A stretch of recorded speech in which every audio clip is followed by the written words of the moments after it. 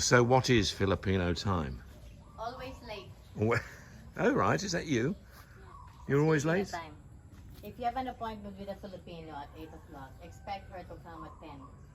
It's like that, Daddy. If a Filipino comes on time, that means something's wrong with her. That's the problem with you then. That's a Filipino. That family has grown so big. Yeah. See? Flowers, yeah. So they will either go that way and this way. So both sides. Yes. And the fruits will be hanging. On the top here.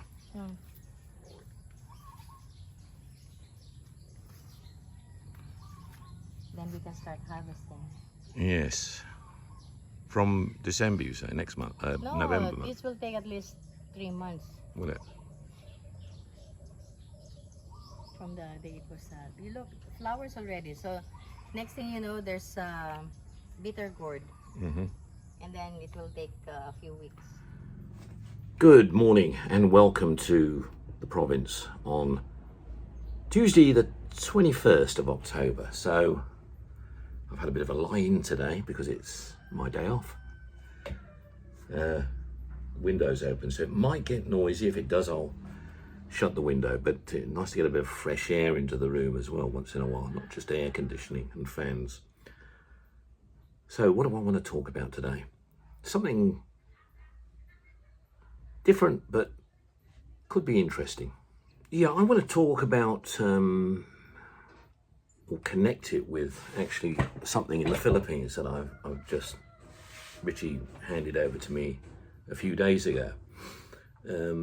Not really related, but you could say in some ways connected. It's an instrument. But before I talk about the instrument, let me talk about something else related to it, which has drawn the attention for this subject. Many of my students, they take an interest in some of the books I have behind me, and one particular book that comes up quite a lot is this one, Gurkha, which is, this is a book, a sort of a biography, well, not a biography really, it's a story of a Gurkha. No one in particular that's done anything particularly heroic, although all Gurkhas, are a heroic breed in the British Army. But this is a particular Gurkha who wrote sort of the stories of his life as a Gurkha, and talks about things that happened to him on his tour of duties. Goes into very good detail in terms of what he was doing in Afghanistan, for example, but doing other things for the United Nations, peacekeeping corps, etc., as a member of the British forces as well. So it's a good book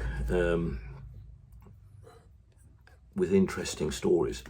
Joanna Lumley also has sponsored this book originally, I think, and she also did a lot for the Gurkhas in ensuring they had the same benefits on retirement when leaving the army and living in the UK, pension-wise and support-wise for them and families, because most Gurkhas live in the UK with their families, and particularly after retirement as well. So a little bit of history first on the Gurkhas, for those of you that don't know. The Gurkhas are based in, origins of the Gurkhas are from, Nepal, and a particular rural region in the mountains of Nepal.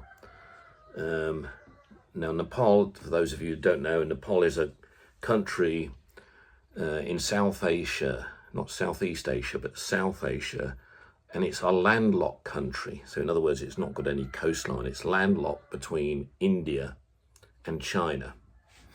That's where it is.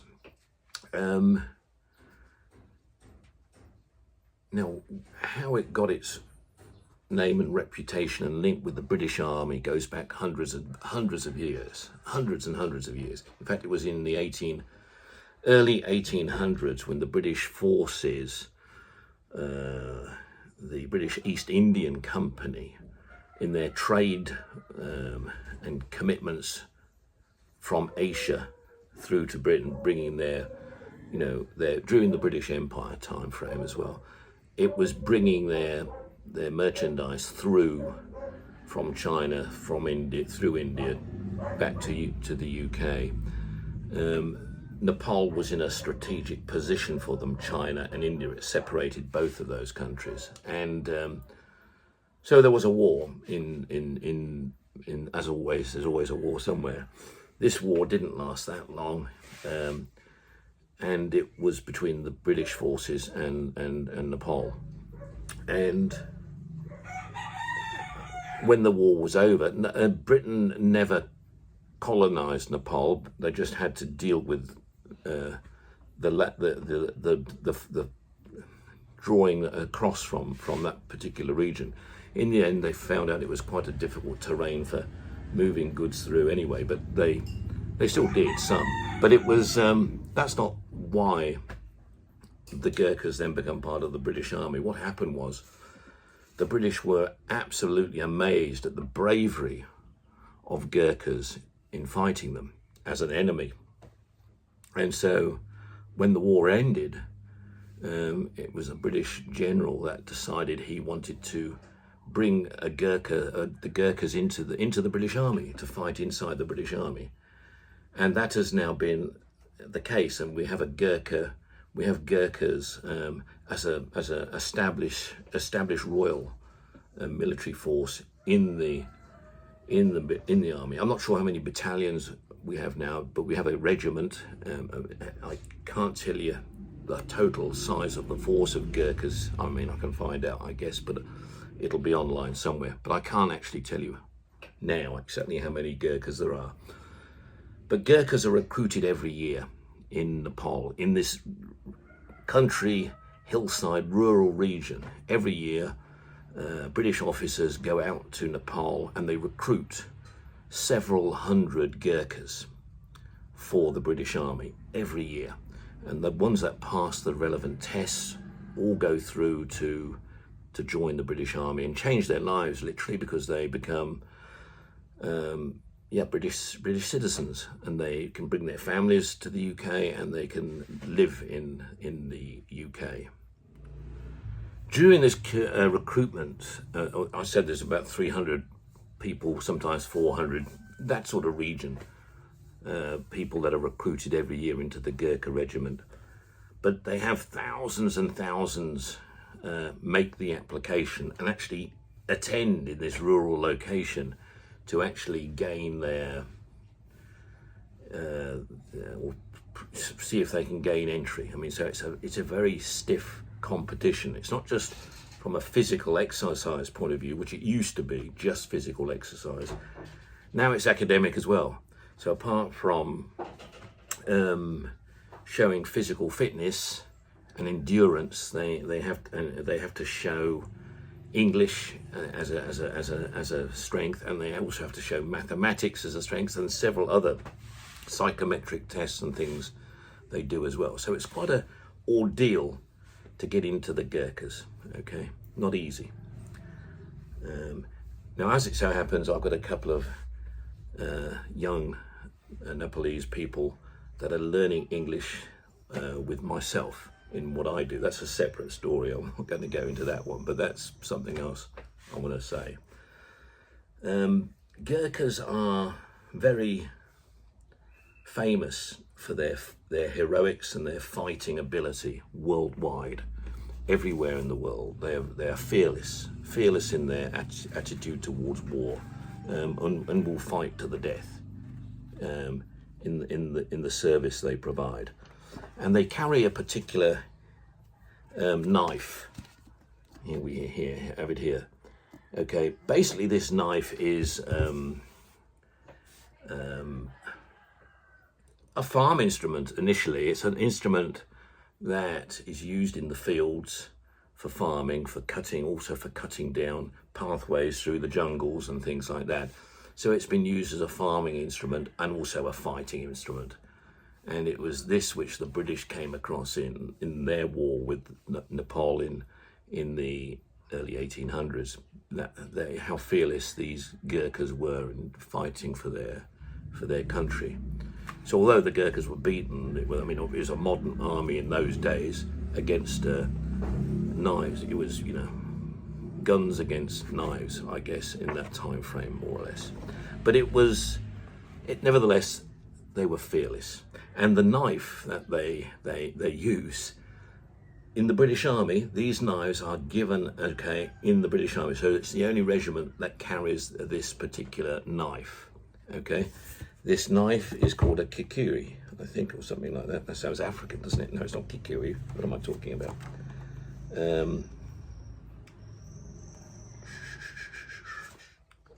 Actually, I was very close. It's called a Kukri, or it's called a Kukri or Kukri. That's the name given to this blade, which is a slightly angled blade, 14 to 20 inches long. That looks like it's 20 inches at least, that one. As I said, and they're given this as well to carry as even today, in today's modern warfare, this is something the Gurkhas take into battle. And the stories in this book even come to the attention of the reader, of them being used even in Afghanistan very recently. Gurkhas have fought in many campaigns. They fought in the First World War, they fought on the Western Front, they fought on the East, they fought in the Second World War, they fought in the Falklands, they fought in they've been to Iraq, they've been to Afghanistan, they've been on many peacekeeping force missions as well in Africa and everywhere else. So they are a formidable fighting force, famous for their knife. Now, although Nepal is a long way away from the Philippines, as I said, Nepal is between China and India. Philippines to Nepal, as the crow flies, it's about 2,000 kilometers. No, what am I talking about? 4,000 kilometers. 4,000 kilometers roughly. So from Manila to Kathmandu, that would be roughly the distance. But flying time is even longer because there's no direct flight. So if you wanted to fly to Kathmandu from Manila, it would probably take anything between 7 and 8 hours because there's no direct flights there. You would have to make several stops in other locations to change flights to get there. So it's not the easiest place to fly to from this side of the world. The connection I have to put to it is the knife, really, and how these knives have grown up in the Asian jungles of Asia and Southeast Asia, and are used by rural folk for chopping and farming and cutting. And then when wars come along or revolutions, they're used as the weapon as well, which is exactly what the Gurkha knife is. And the Philippines have a similar. Their knife in the Philippines is called a Bolo knife. But it's also a large blade. Traditionally been a farming instrument and a weapon.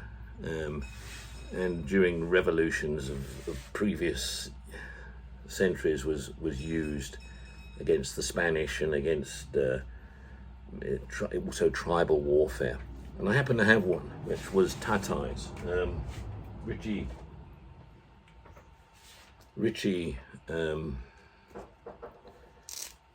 asked me to look after it because it was just lying around and I didn't want any kids to get it, and you can see why.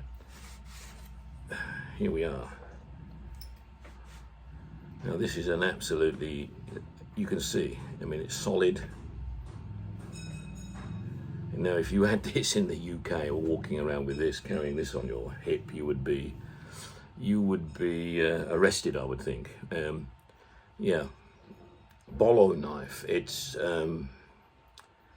this blade could take your head off, take your arm off, go right through you. Look at the length of the blade. This is 12, at least 16 inches, I would say, if not more. So it's a hell of a knife. And yeah, Ronnie has a couple on his belt. You see in the agricultural fields, you see these are various. This is, you know, look at the handle on this. You can see but the emphasis on this blade is significant. So these type of knives, and in Southeast Asia, being used on the farms, are used obviously as farming instruments, farming tools, but are also used during revolution as well for, you know, and they're a lethal bit of kit. So the Gurkha's knife, very much used in that same tradition in their fields and farms and everything else. And the same as the Bolo as well in the Philippines, in the same way. And that was my connection, putting them together. Anyway, I hope you enjoyed that little story, and talk to you again later on.